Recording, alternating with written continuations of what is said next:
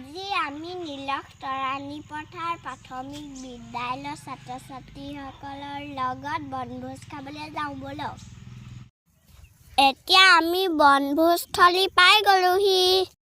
এতিয়া আমি ব্ৰেকফাষ্ট কৰিম।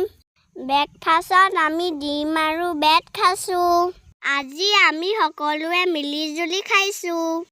বহুত বেছি ভাল লাগিছে আজি। সকলোৱে মিলি-জুলি শাক কাটি আছে চাওকচোন। আপোনালোকে বনভোজ খাবলৈ গৈছেনে বাৰু? এতিয়া মাংস বনাই আছে। আমাৰ বাইদেউ মাংস বনাই আছে।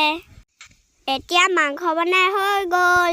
এতিয়া আমাক সকলোকে খাবলৈ দিছে। আপোনালোকে কোন কোন ঠাইত বনভোজ খাইছে কমেণ্ট এটা কৰিব হো।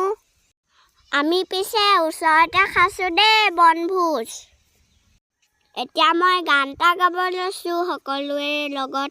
এতিয়া আমি খাই বৈ ওলালোঁ ঘৰলৈ বুলি। আজিলৈ বাই বাই।